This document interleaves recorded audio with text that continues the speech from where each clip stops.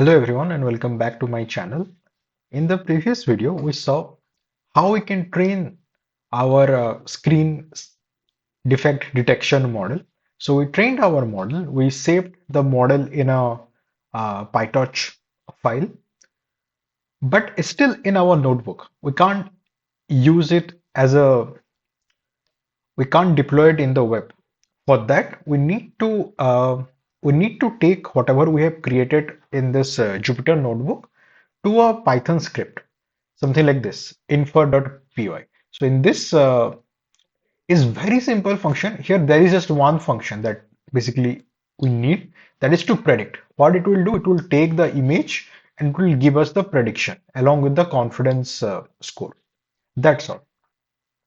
And in this video, we are going to see how we are going to write this. And then the next step is to deploy it using a Streamlit app. That also we'll see in this video. Yeah, let's get started. So right now we are focusing on this infer.py, which is just a Python script for inference. We'll import just torch vision and PyTorch and the pill image to operate on the image. And this line is kind of important because this makes our code device agnostic. So we don't know the user who will run this script whether he has a CUDA device, a GPU or not. So this line, what it does, it checks if there is a CUDA device available. If it's not, then it falls back to CPU. And whatever device is used is stored in this variable, which we use throughout the code. And then we declare this a list of classes. I got these classes from our previous implementation. I just wrote dataset.classes and I get this list of classes that we have. Then some important part, this is the loading model part, that how we loaded the model. It's the same as we saw in the previous video. So what we did, we first got the weights of the mobile net. Then we put those weights in the mobile net architecture and we made all the layer untrainable. And then we finally modified the final layer.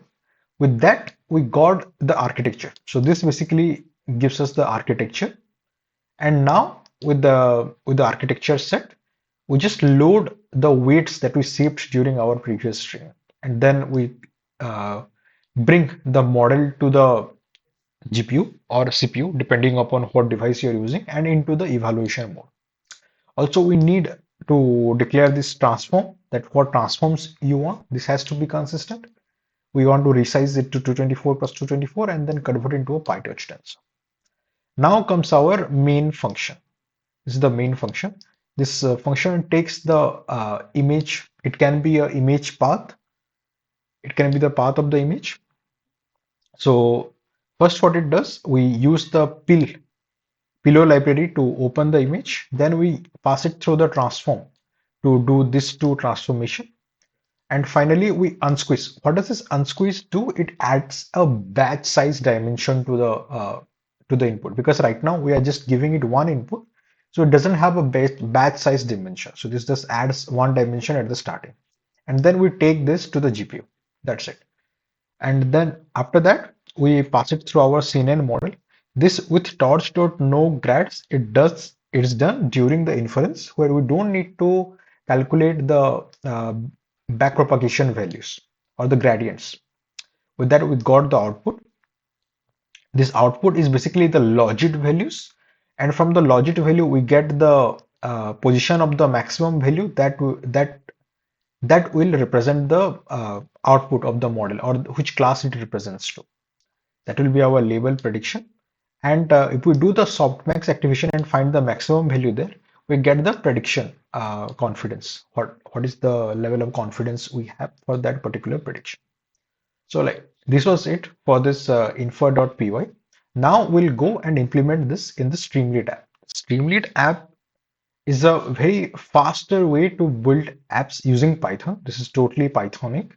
And yeah, you can see in this example here that you just write one letter of code and your web app will be ready. It's mostly used for data analytics. I can show you some example like to show charts like this, pick a number, and kind of interactive. You can upload your files. We are going to use basically this one. We're going to upload a file and we want to see the prediction. So we are going to see how we build this from scratch. So for that, we'll first create an app.py file. So in the app.py file, first we'll import Streamlit. All right. And then the next thing we'll import is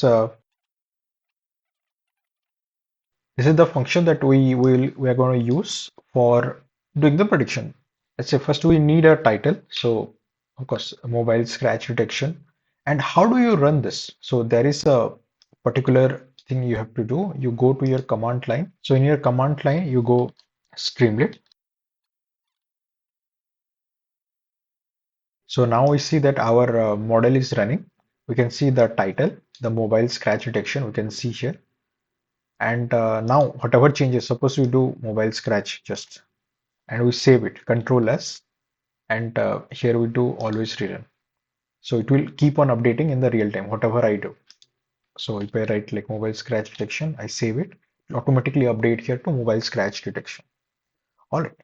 And yeah, and after that I want to underline with it. So I'll write st dot. So see, with st the markdown and few lines, you get an underline. Now is the important part where I want to create a place to upload the upload any image. The user can upload any image. So I'll upload screen image, and the type I can accept here is can be PNG, but I need to create a variable which will save this one. So I'll write image here. All right. So that's we are good with it. And so right now we'll save this. See, now you got your image uploader right here. And now we have to do something, the processing with the image, and it's very simple. So we'll write if image is not none. That means if somebody has uploaded any image, st.image, it will show the image. It will be the uploaded image, the caption. What I want is I want to do the processing. I want to pass it through the model and get the output. For that, I'll pass the same image, this one, that the user has uploaded into this function, and I'll get the output. And also I want to show the prediction. I want to show the prediction to the user, so that I'll write st dot. So this confidence 0.3f represents show me only up to the third digit. Don't show me everything. So I'll write this. I'll save this. Our is uploaded. Now I'll browse a file. Let's say this one. Uploaded. Now the it's still running. Our model is running. It's calculating. For the first time, it takes a while because for the first time only it loads the model into the memory. For the rest of the time, it doesn't. So yeah, say the oil. The defect is oil. You see,